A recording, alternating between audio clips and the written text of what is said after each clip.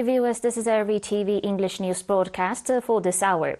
I'm Bersabet Takhla, and these are the major headlines for today. Call made to preserve archaeological sites in Eritrea.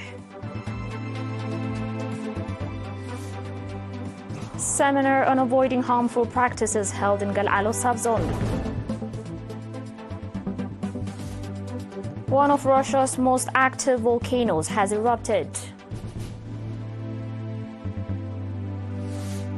And a 6.1 magnitude earthquake shakes Taiwan.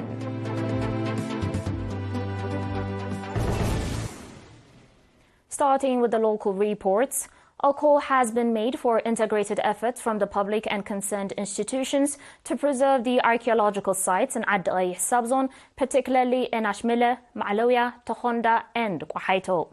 Highlighting the historical significance of these areas, Mr. Ibrahim Umar, a representative of the National Museum, stated that these locations are rich in archaeological relics, including ceramics works, remnants of ancient buildings, dams, waterholes, and manuscripts.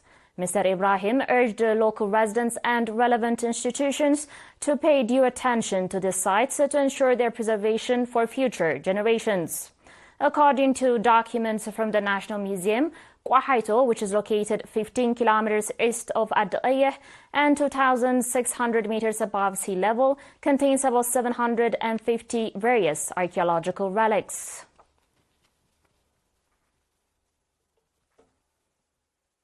The Ministry of Labour and Social Welfare branch in Galalo subzone organized a seminar focused on avoiding harmful practices, including female genital mutilation and underage marriages. During the seminar, extensive briefings were provided on the health, social and psychological consequences of underage marriages and female genital mutilation on women, as well as on the rights of children and women. Mr. Mohammed Abdu, head of the branch office, stated that the objective of the seminar was to enhance the general public's understanding, particularly that of women, and to correct existing misconceptions. Mr. Mahmoud Ibrahim, the administrator of the subzone, emphasized that the sustainable seminars and other promotional activities significantly contribute to raising public awareness about the negative consequences of harmful practices. He called for more concerted efforts to achieve better outcomes. The participants, on their part, expressed their readiness to play an active role in the effort to eliminate harmful practices. In the same vein, the Ministry of Labour and Social Welfare in the subzone organized a training program for committee members overseeing the well-being of mothers and children, focusing on the community's role in eradicating harmful practices. On your last local report, residents of Nafa subzone are conducting extensive water and soil conservation activities aimed at stabilizing the environment.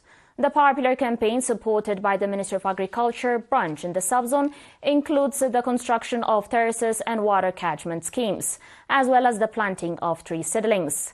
Mr. Tasfa Alam Zauda, head of the Forestry and Wildlife Authority in the subzone, reported that so far approximately 30,000 meters of terraces have been constructed and over 20,000 tree seedlings have been planted. He also highlighted the importance of community involvement in ensuring the safety and sustainability of the planted tree seedlings. The commander of the Brigade of the Defense Forces, which is participating in the campaign, stated that they are working alongside the residents in the water and soil conservation activities.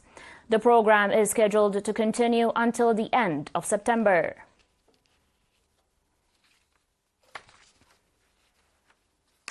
The viewers will be back shortly with their international reports and more, so please stay tuned.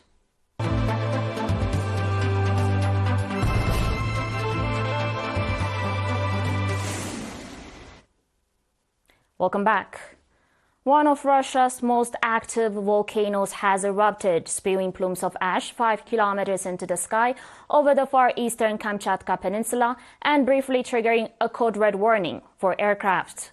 The Shiveluch volcano began spattering shortly after a powerful 7.0 magnitude earthquake struck off Kamchatka's east coast early on Sunday.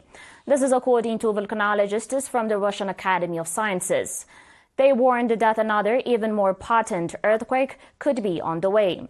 The Academy's Institute of Volcanology and Seismology released a video showing the ash cloud over Shiveluch. It stretched more than 490 kilometers east and southeast of the volcano.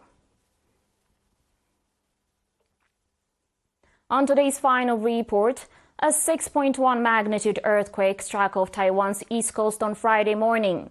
This is according to the United States Geological Survey, with the island's government confirming there were no reports of major damage. According to the Geological Survey, the tremor, which could be felt in the capital Taipei, hit at 7:35 a.m. at a depth of 15 kilometers near Hualien, which was the epicenter of a major quake in April.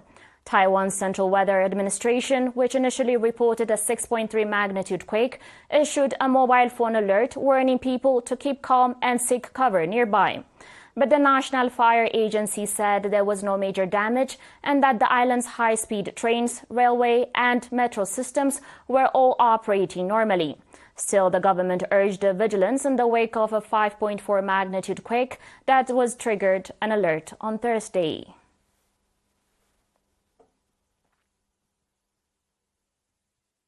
You're still watching ERi-TV. Dear viewers, and now recap of the major headlines. Call made to preserve archaeological sites in ERi.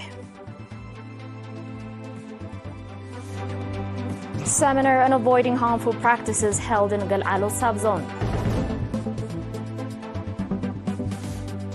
One of Russia's most active volcanoes has erupted. And a 6.1 magnitude earthquake shakes Taiwan.